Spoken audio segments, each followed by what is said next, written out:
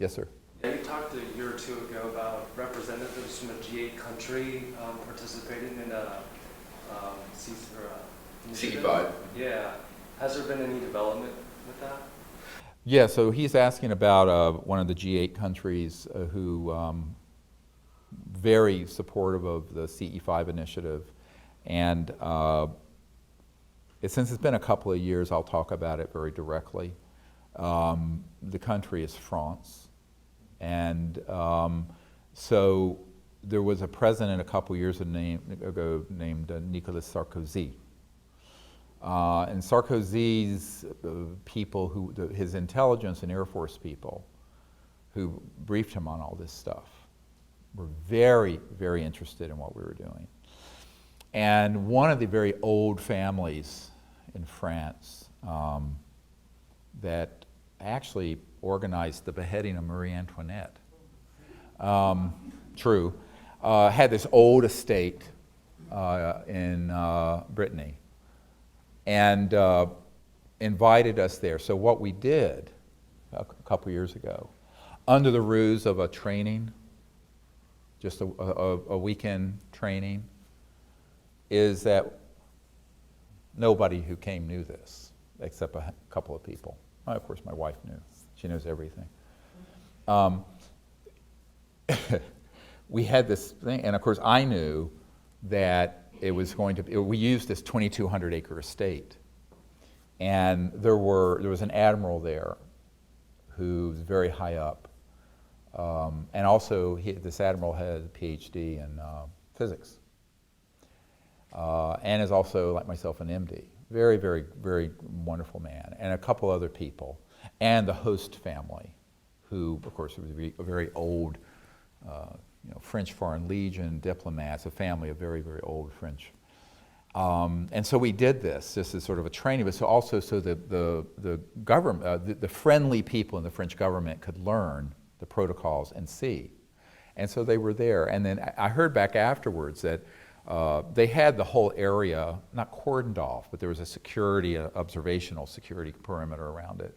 And they tracked craft coming over at 200,000 kilometers an hour during the CE5. And it was just a group of novices. Most of them had never been out.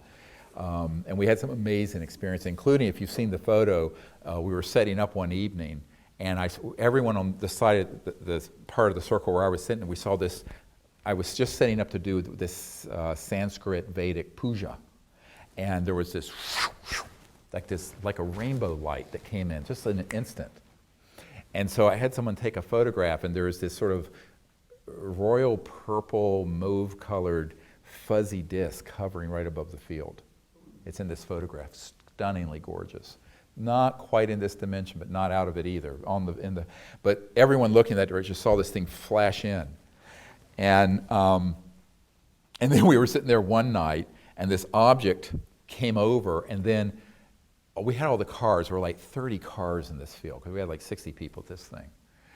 And they all started turning their lights on and off. So this thing went over the vehicles, and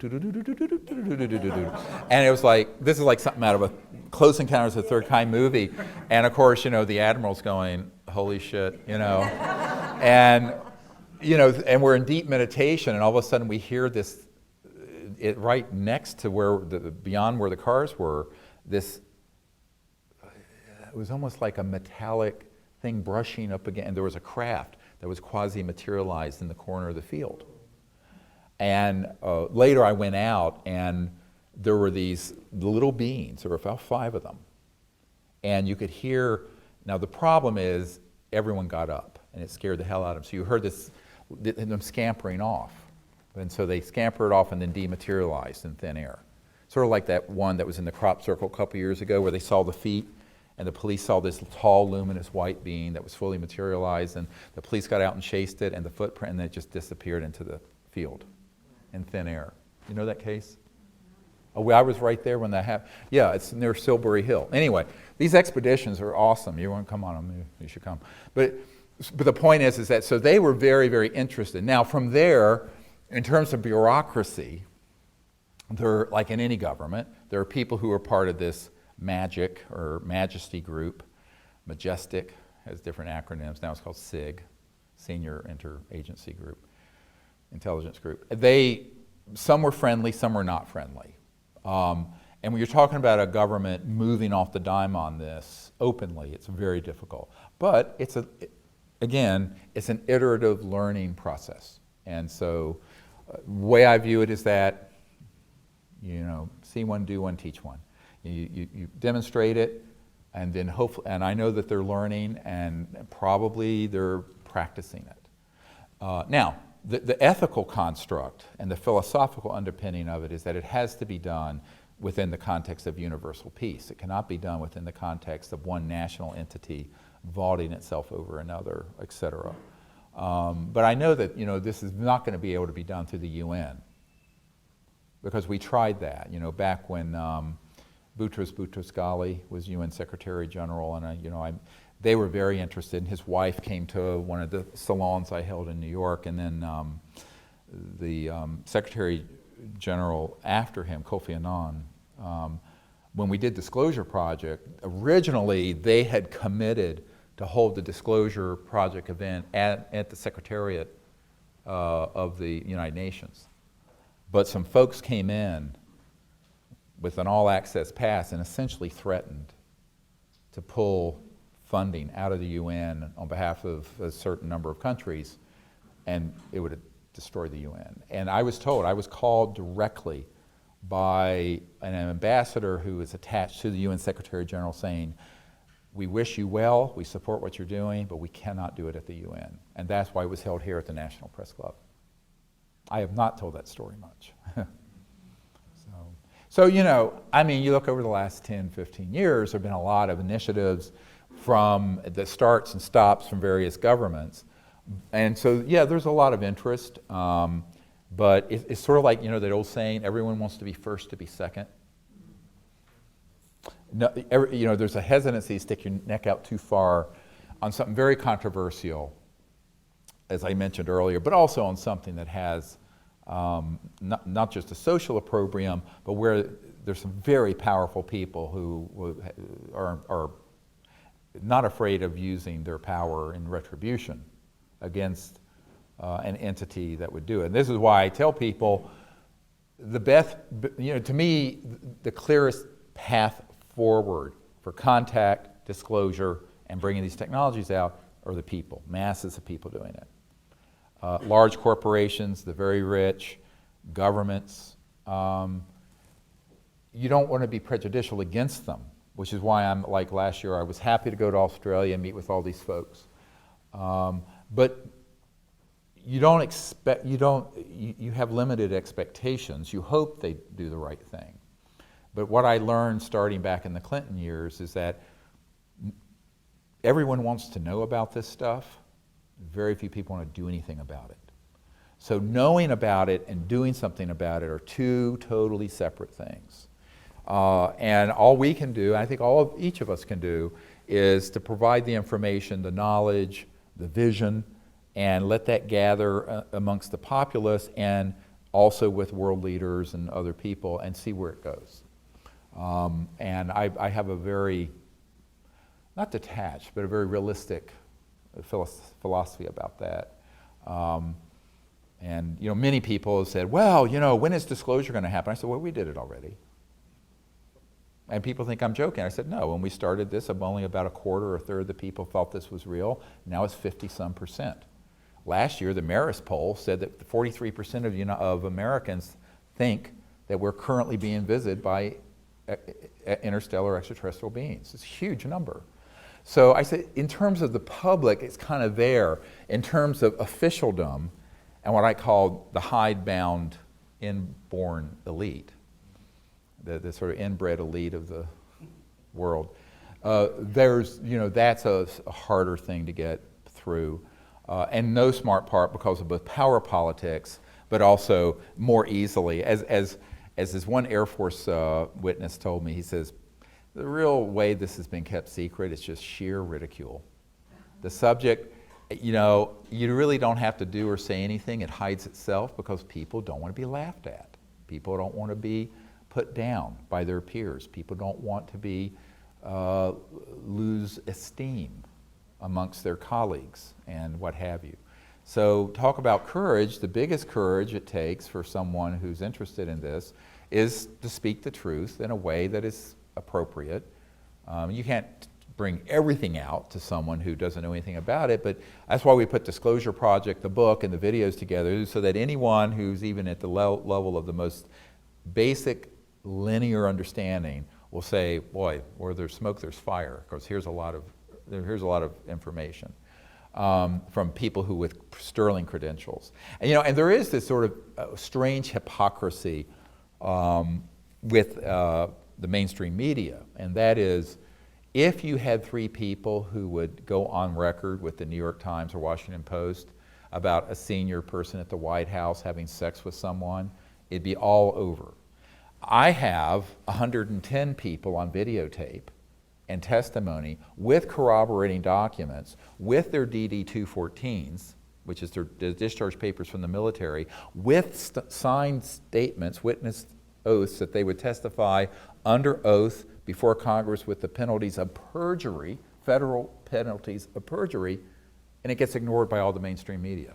You talk about a double standard. So this is, of course, what we're up against, because the big mainstream media, again, not so much, now some of them are tied into, quote, the cabal, if you want to call it that keeps it secret, but most of them, it's like this, I have a family member who will remain nameless, who used to be the city editor of the Boston Globe. And when she found out I was getting involved with this stuff, she says, I don't care if you put a dead extraterrestrial body on my desk. We're not going to run this story. We're a blue chip paper. That belongs in the National Enquirer, and it would never appear in the Boston. I mean, it was just like that. This is a family member.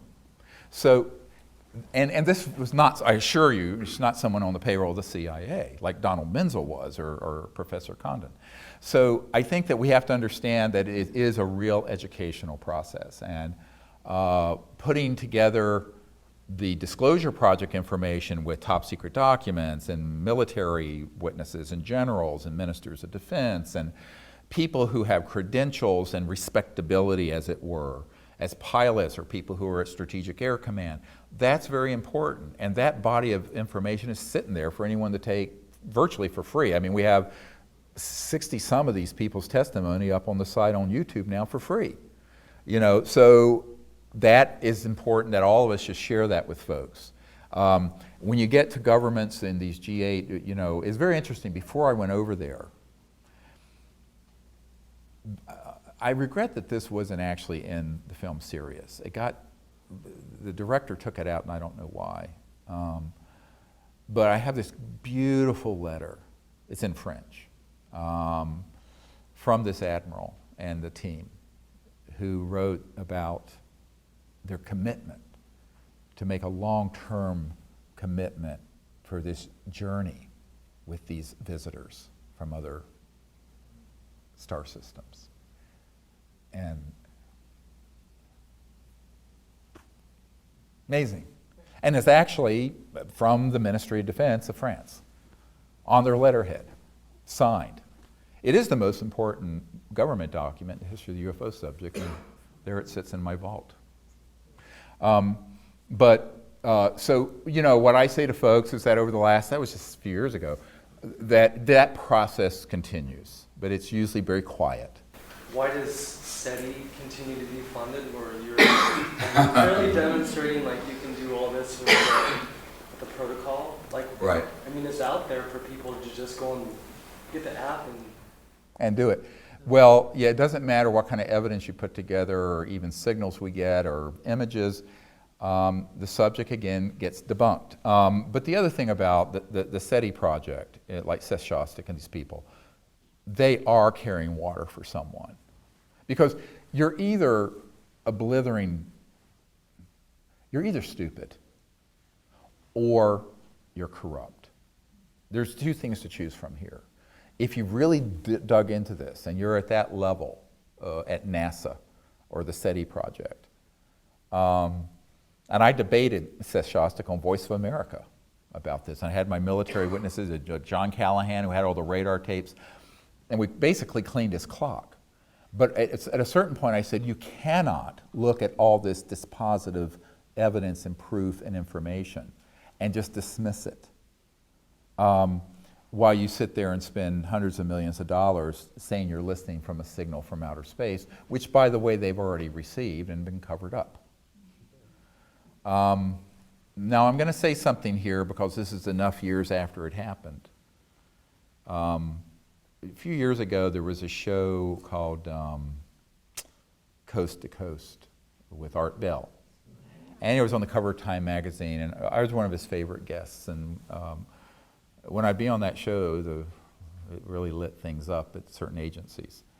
And one time I was on his show, and a few years back, towards the end of his career there, and this issue came up, and I said, well, you know, I have a source high up in SETI that confirms to me that they in fact have received interplanetary signals, but in a kind of phased, not normal array. It was kind of a pulsed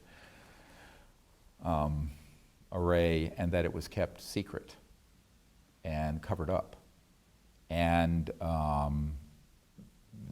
the SETI people were furious. Subsequently, Seth Shostak got on the show and just said, well, Dr. Greer knew what he was talking about, and he probably talked to some volunteer computer operator, because we have all this network of volunteers. What Art Bell didn't know, and which Seth Shostak didn't know, and which I'm going to say now because it's enough water gone under the bridge, is that the guy who told me that was the founder of the SETI project and the Drake equation, Dr. Drake. He told me that they had that contact. Moreover, a man who had been one of Carl Sagan's best friends, was best man at his wedding, confirmed it. And he had been present when the WOW signal came in at Harvard. So, you know, it's very frustrating for me because, you know, these are people who, one of them was an astronomer who was actually at the Georgetown Westin Hotel in 1997 when we were doing briefings for Congress. But his presence there resulted in him being in contact, because he used to be the editor of Sky and Telescope magazine and Astronomy magazine, and had worked with Carl Sagan, all these people. And he said, he contacted my wife and me after that, and he says, you know, I've been told that if I don't back off of this, I will never have a working position again. And I got kids in college. So he, wonderful man, wished us all the best and left. So that's how it works. And, you know, I mean, I gave up my medical career. I mean, you know, people say, oh my God, you know, I say I gave up $500 and some thousand a year to be doing this for nada. But most people who are in a situation like that, who's an academic and what have you, unless they're independently wealthy, they really can't turn to the people who are hiring them as an editor or a professor and say, bug off. And so this brilliant scientist who had all this information, who started to come out, he never went public, but at the meeting with the members of Congress and these other initial witnesses we had in '97, when I was still trying to get the White House and Congress to do disclosure so I wouldn't have to do it in 2001, right before 9/11, he was at that meeting. But even being kind of out on this subject that much caused him to be contacted and be told, don't, stop it, or your career is over. He says, and it was made very clear to him, you will never work again. No one will hire you. So, you know, there are a lot of people like that. And so there is this, it's not so much some sort of Illuminati, it's this oppressive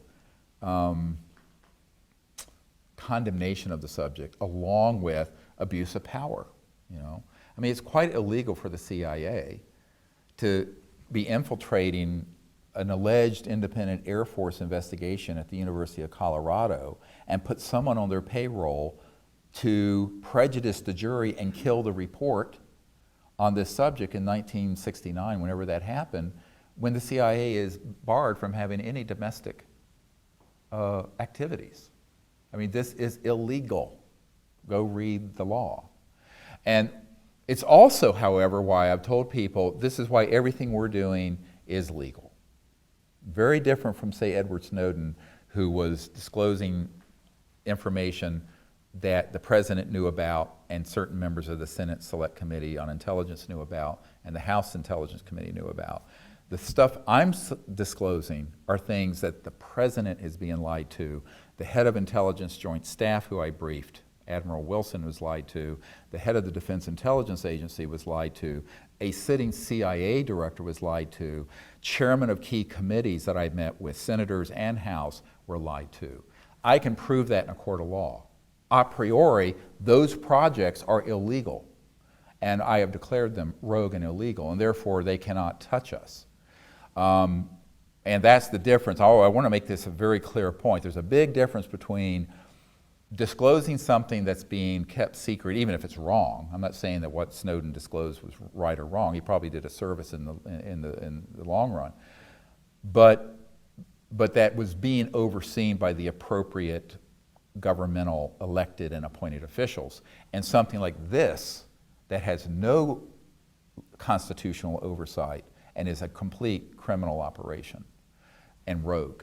That, and this is why, Danny Sheehan, who worked with me right before Disclosure Project, he and I discussed this, and he's a constitutional attorney who did the Silkwood case and the Pentagon Papers representing the New York Times, and he said, look, given the people you've met with and the fact that they've been denied access, who are at the top of the heap, not only in the United States, but people like that I've met with in Great Britain, France, other places where they're completely being left out, that is prima facie evidence of an illegal operation. And therefore, if it's an illegal operation, they can't cite the rule of law to protect themselves, which is why our position was in the late 90s, early 2000s, anyone with documents, information, whatever about this, you can come forward without any penalty of violating your national security oath. Now, saying it and having people do it because they're afraid. People have been threatened with death, but we did get enough people to come forward because we had a critical mass. I didn't come forward with one or two, I came forward with dozens all at once. So that was the power of unity and the power of doing it. We really need to have another wave of that happen from people who are currently in government, and not just retired people. But the closer someone is to central operations at Lockheed Skunk Works or the agency or the NSA who know about this, and the closer in time they're related to it, the more afraid they are of TWEEP, terminate with extreme prejudice, which is the euphemism for what this guy at the CIA has told me. They call it wet works, wet meaning blood, wet works, TWEEP. So, yeah, nice. Well, welcome to my world. I live and breathe. And that's why a lot of these people are very afraid if they're really currently in current operations. It's not that they don't understand the legal principle I just articulated.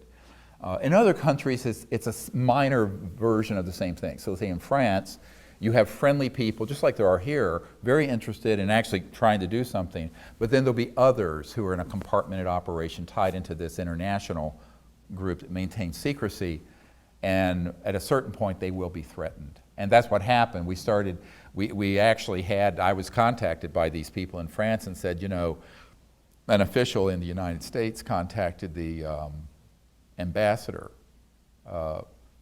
from France to the United States and said, what the hell are you think you're doing?